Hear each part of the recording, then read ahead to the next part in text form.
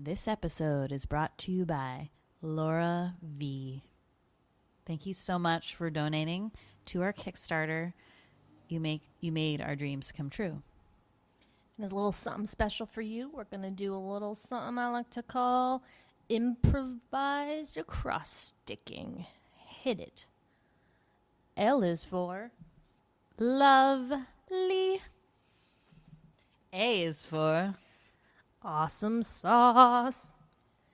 U is for unique. R is for really loud. A is for absolutely the greatest. yay. We love you. We love you, Laura. Thanks again for donating. Oh! The space goes down, down, baby, down, down the roller coaster. Sweet, sweet baby, sweet, sweet, don't let me go. Shimmy, shimmy, cocoa bop, shimmy, shimmy, rock. Shimmy, shimmy, cocoa bop, shimmy, shimmy, rock. I met a girlfriend, a Trisket. She said a Trisket, a biscuit, ice cream, soda, pop, vanilla. Ooh, Shalita, walking down the street, 10 times a week. I met it, I said it, I stole my mama's credit. I'm cool, I'm hot, sock you in the stomach 3 more times.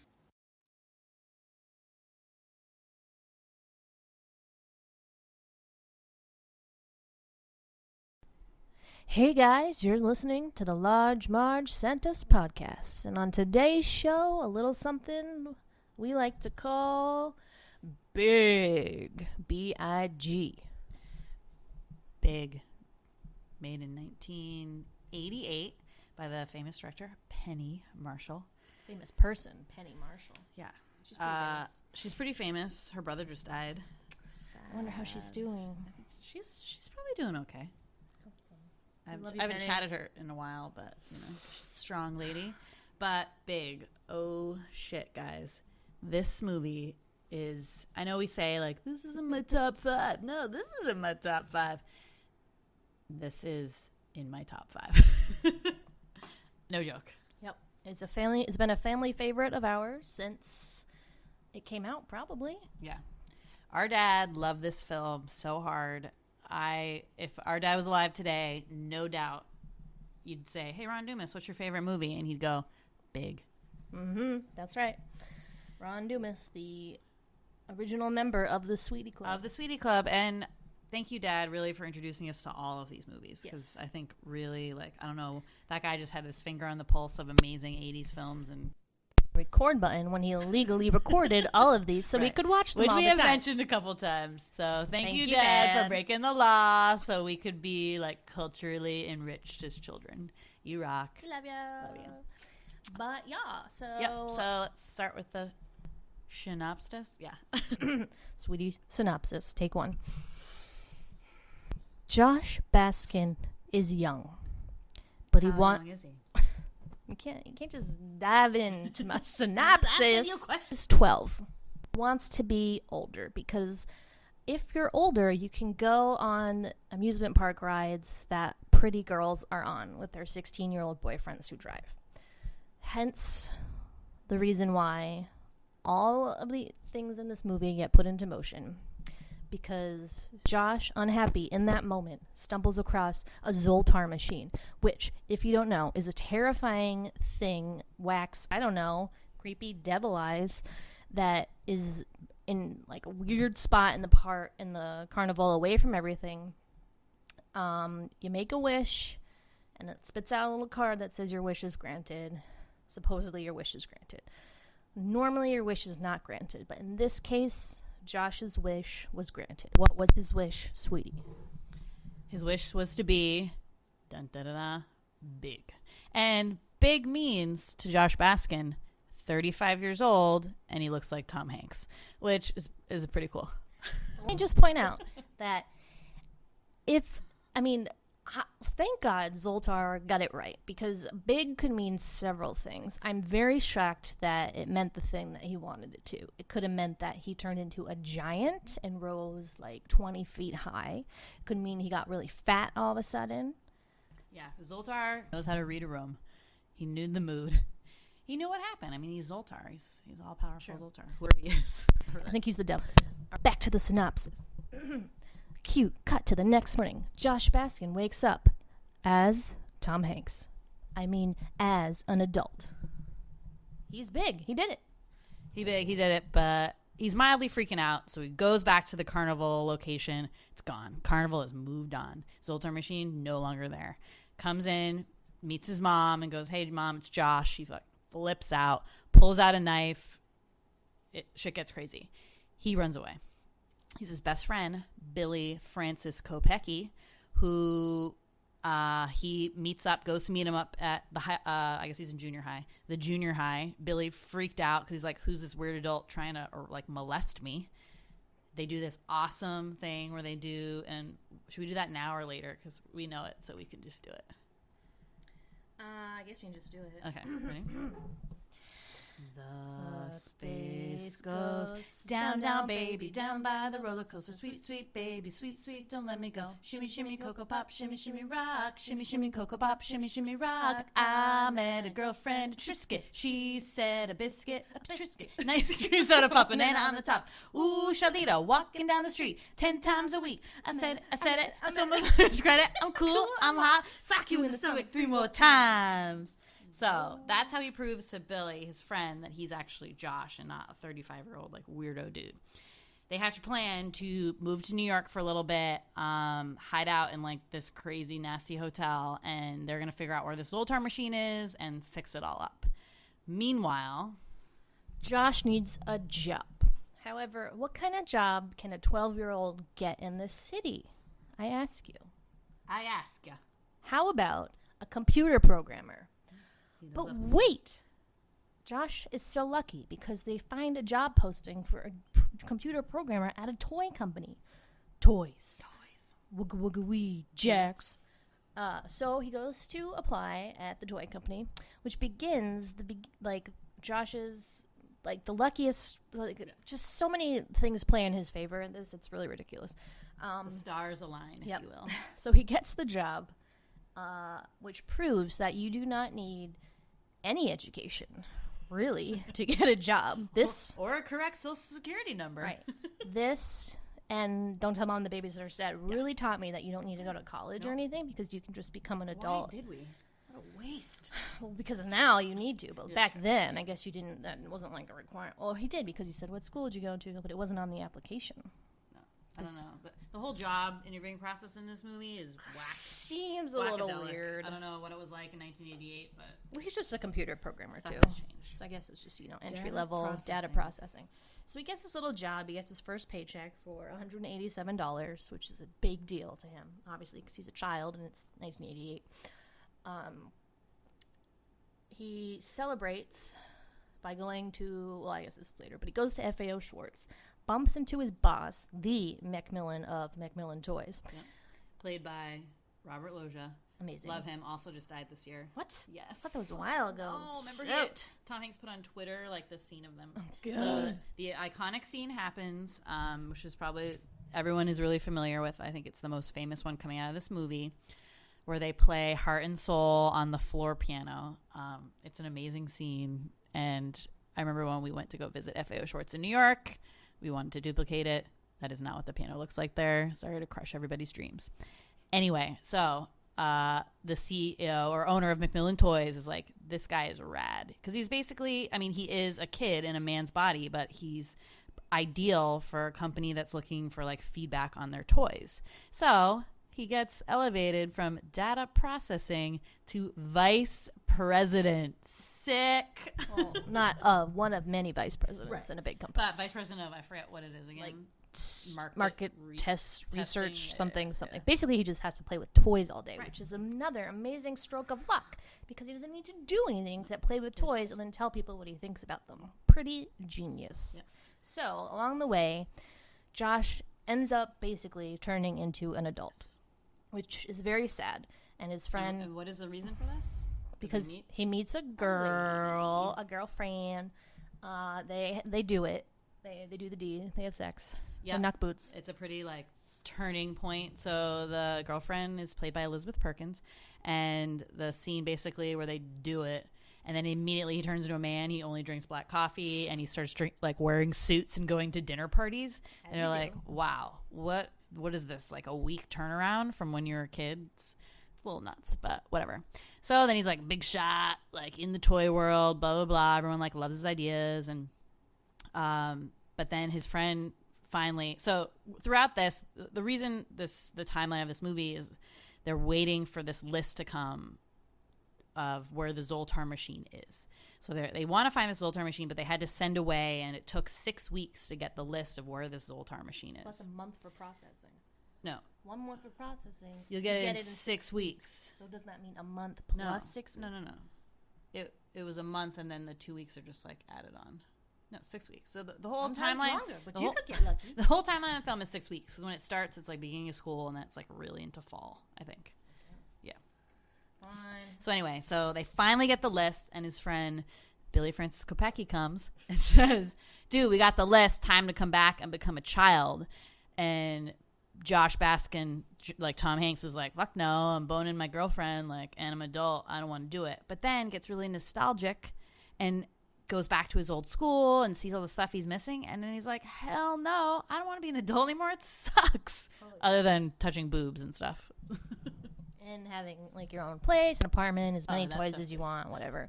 But ultimately, it sucks being an adult. Yeah. So he goes to the Zoltar machine, makes his wish again, which I wonder what his wish was this time. I want to be small. And then, like, what if Zoltar was like, ha! Didn't take her that long. I'm surprised. I would have been like, giant suit. It's very funny.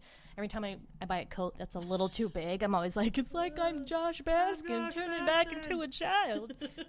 On a scale of 1 to 10, how creepy do you think Elizabeth Perkins felt when she saw him turn into an actual child?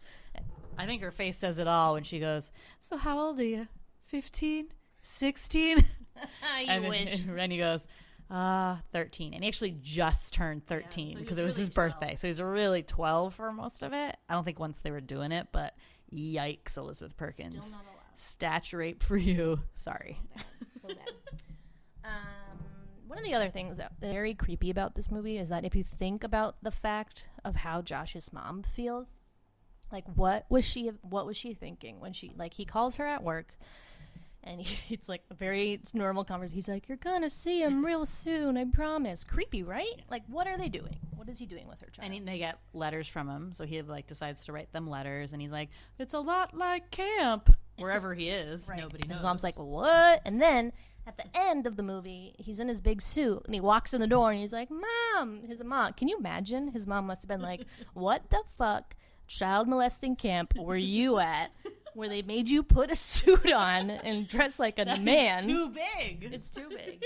So creepy, right? So creepy. So I don't know. And then what did he tell them? Like, did he have to talk to the cops and like tell them where he was?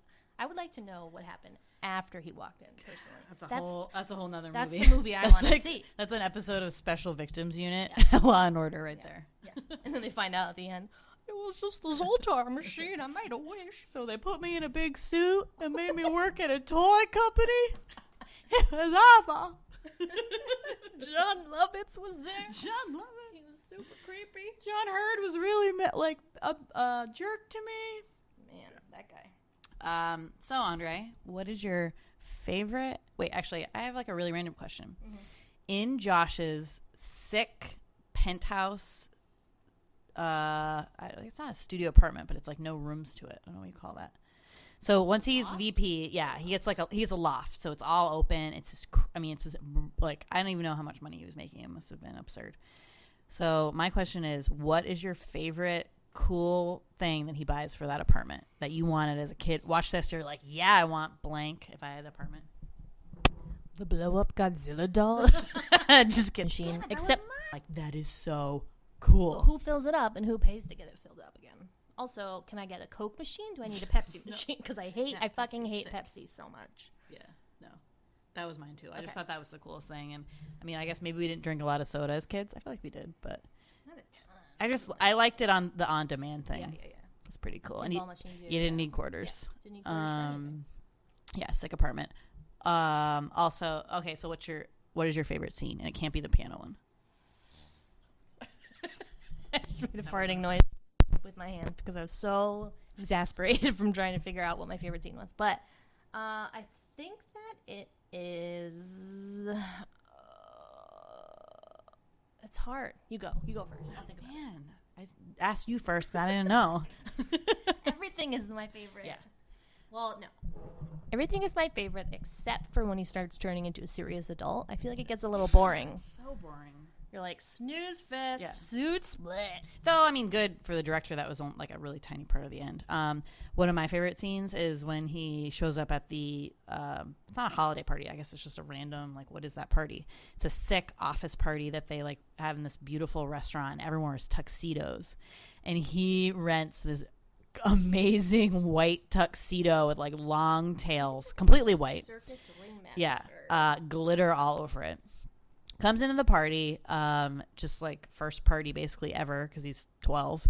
And then there's this amazing scene where he's talking with Elizabeth Perkins and she's like, oh, the CEO, gets this beluga caviar every year. Like, you have to try it.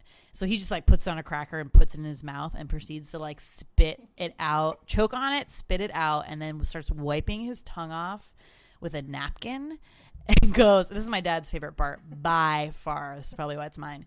And the woman's like, are you okay? Like, can I get you something to drink? And he goes, can I have a milkshake or something? To like coat his tongue because there's nasty fish eggs on it. If you've ever had caviar, like, it is pretty nasty. I mean, it's salty and fishy and nothing a 12-year-old would like. It's an amazing scene. That is, that's definitely one of my favorite things as well.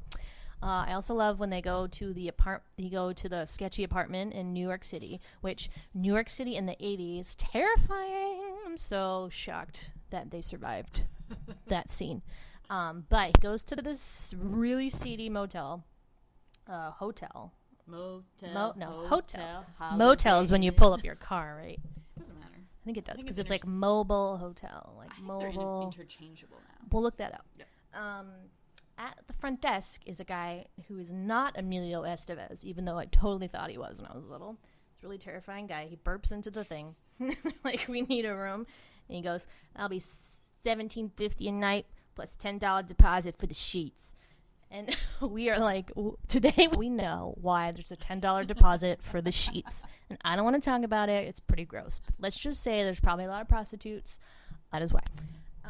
But that scene I always think of when I first moved to Boston. I lived in a not so great neighborhood in Jamaica Plain. And the first couple nights I was there, my older sister, not this sweetie, different, she was a waitress, so she went to work at night. So I was by myself there with my cat.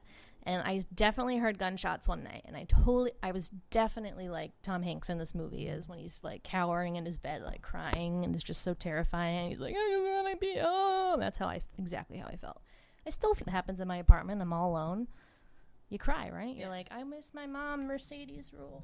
Well, it's a great scene because, like, you have to remember, you forget a little bit during the movie that he's like a 12-year-old kid. Like, what would that be like to just be alone, going to your first job? Like, you're terrified of your first job when you're 22. Can't imagine when you're 12 and you're like, yeah. I mean, part of it is like you don't know any better. So I think that was like what really led him through his naivete about all that stuff. But yeah, like, unbelievable. And this is another case, this movie, where we pretty much will say every quote from this movie on a daily basis. Like, I feel like once a day we use maybe 5 quotes from this movie. That's just a day. A month, probably all of them, right? Some of our favorites are our old apartment used to have the chain lock, so every night before bed, well, almost every night, even when you weren't there, I would still say it to myself. I'd say, I'd use the chain if I were you. That's a good one. And along that same scene, like the guy like shows him the room and everything and is like, okay, like, have a nice night. And then he walks by the bathroom and he like knocks on the door. He goes, hey, Angel, get out of that bathroom now. And I would always do that to Andre, like when she was in there like pooping or something. Hey, TMI. I was peeing. Everybody poops. Whatever. Yes, you would do that. We also use the Josh, that's gross a lot. Also, what is this? When he finds the busk, we like to use that frequently, all the time. Their lines, they're just the way they're delivered they're so great. So they can fit in all these different situations seamlessly. It's wonderful. It's so much. Yeah. There's a lot to quote. It's just so quotable. Yeah. What else did you took some notes here. I was not. I was too busy drinking red wine. I went through most of them. Do you have any like I mean, I think we pick apart stuff on these movies a lot. We're like, that's like crazy. Like that would never happen. Like blah, blah, blah. Didn't we bring that up a couple times in this? Maybe. Well, Logisticals. well, not this, but this has always been a question of mine. How come in the beginning it takes overnight, and then at the end he just takes 3 or 4 steps and he's a child again? Like that transition seems to take so much shorter. I know it's because of the story, the line. It can't just like turn into an adult. What if you turn into an adult and like his parents dropping him off back at home? They're like, all right, son, see ya, good night. And then all of a sudden he's just Tom. So I understand it, but always a question. I have a couple of questions. I just saw them rapid fire. Okay. Why? Okay, he turns into an adult in the middle of the night. He's still wearing his like little tiny peewee underwear. Why doesn't they like split? They just gross, and we can't have naked Tom Hanks. Okay. Next, how does Billy Kopecki come into the city like every day after school? Maybe his family, maybe his bus pass. They live close enough to the city that you can like he must have. Maybe they have a bus pass, and it works for the city bus. No. Remember, because they like Billy has to steal money from his dad, and Josh is like, "Where'd you get this?" No, I thought it was like he goes, "What do you call this?" And then the bus, it's like a Greyhound that pulls up. No, he's saying it's only for emergencies. What do you call this? It's an emergency. Okay. I thought it was directly related to the bus pulling up. Okay, number 3. Okay, he makes $187 on a paycheck. Is that bi-weekly or weekly? Because if it was bi-weekly, that is not a lot of money at all. And I know this is 1988, but that's crazy to me. We'll have to ask John Lovitz. He'll tell us. I mean, you're making less than $200. You're making... Sorry. I mean, that's less than $400 a month. I just got excited because I thought of another question. Yep. Why is John Lovitz still at that job after 5 years? Are you surprised by that? It's John Lovitz. Please. Oh, it's another favorite part of ours, too. Just actually really great role for John Lovitz. I mean, it's just a classic. Just good. He's like, oh, that's another thing I say to myself constantly. I'm always like, pace yourself slowly. Okay, I have two more, too. So... Whenever so there's a scene where he's interviewing for the job and they're filling out this like job application. And he has to put down like his social security number, doesn't know it, so he gets Billy Kopecki's locker combination.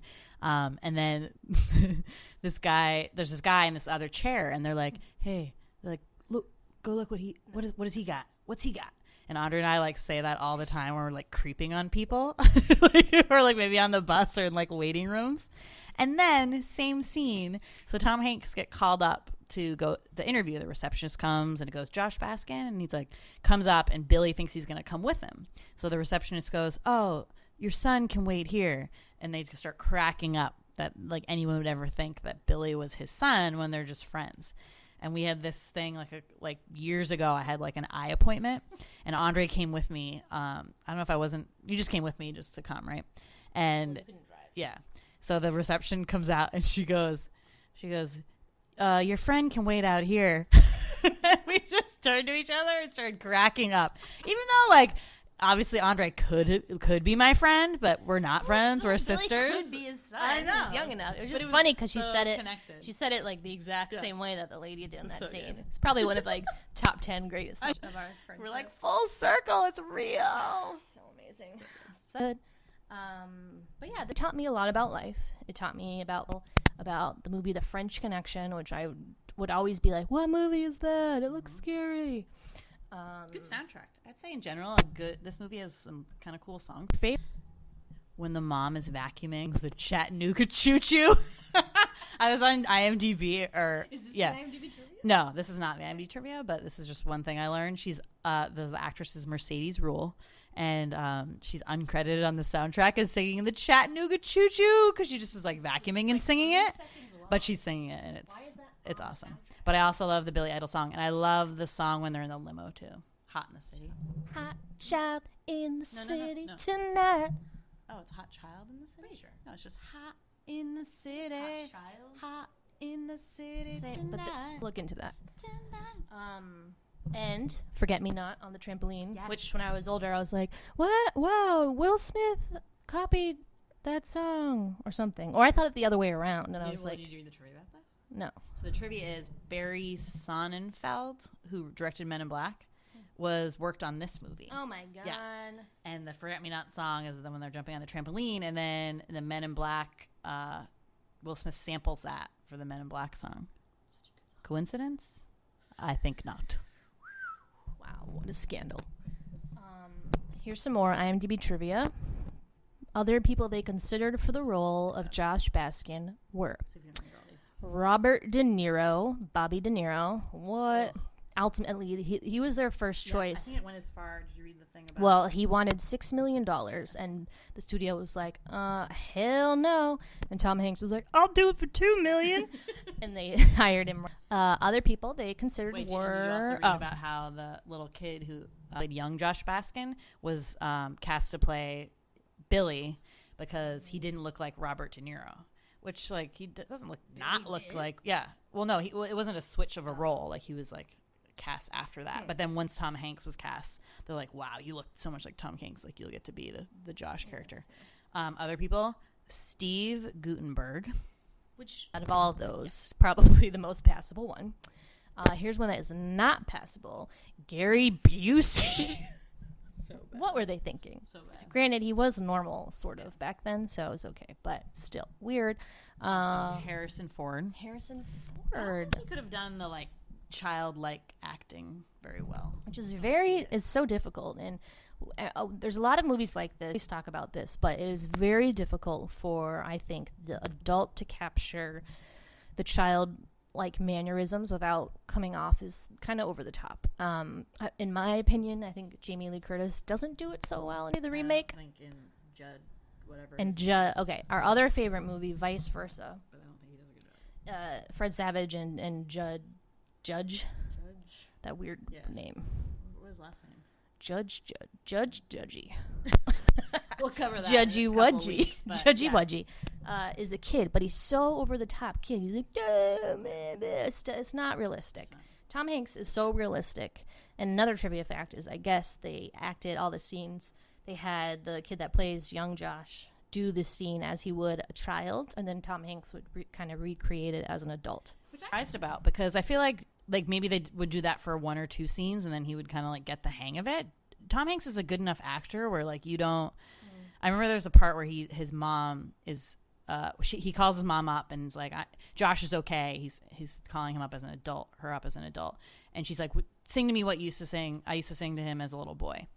And like the look on his face, so he doesn't know it at first, and then there's like this realization. He like thinks of it, and you can just see him like realizing what it was.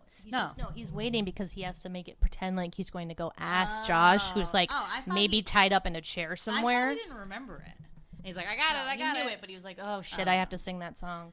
I think he's a good enough actor where he would have had no problem with that, but just interesting like way to do it, I guess. Penny Marshall. PM. But I also think that the young Josh Baskin was not as funny and like Tom Hanks was, which I don't know if that's like a dig against the young actor, but I didn't get the sense that it was the same person necessarily. Like Tom Hanks, Josh Baskin was way funnier, obviously because he's Tom Hanks, but. It's just a slight problem I've always had with this. Did you feel like, if you've ever seen the movie 13 Going on 30, did you feel like that was successful? Because I feel like Jennifer Garner was too wacky in that too. Like way too young still. Because 13, 12 is a very delicate age where you think in your head that you're very old. I know I was a very old 13-year-old, so I was very mature. So yeah, no, that was not successful. Not really. That's why I think he does such a good job here, because it's not totally wacky. It's just him being like a little bit clueless about stuff and innocent. It's just more like capturing that innocence, not because he was a smart kid. He wasn't clueless. And I think people act like almost like dummies when they try to act like a kid, and that's super patronizing for kids. It's not Hollywood. No, not at all. Not at all. Anyways, in summation, this movie is one of the great. Hanks, maybe at his best. I feel like this is his best role. He was nominated for an Oscar, did not win, but let's get real, he has enough, so it's good that he did not win this one. 2, 3? 2. He's nominated. He's like the Meryl Streep. He's nominated for every movie he does. But she has like 7 awards, and he has 2. Well, I don't know. two's enough for anybody. I think Katharine Hepburn has the most. Okay. Had the most. But yeah, if you haven't obviously not seen this, do yourself a gigantic favor and see it immediately. It is a phenomenal film. So good. Tom Hanks, I love you. You're my gem. He's my jam, not my jam. Anyway, listening, this is the Large Marge Sent Us podcast. Later, Gators.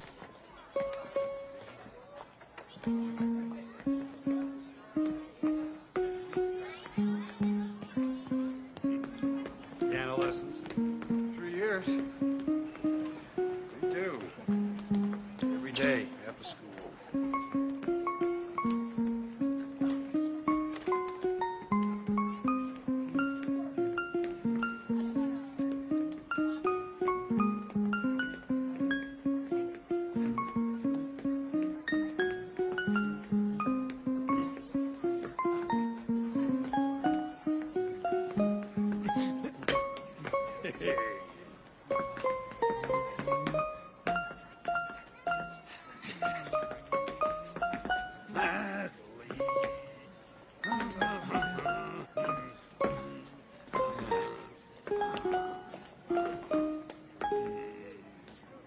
Chopsticks.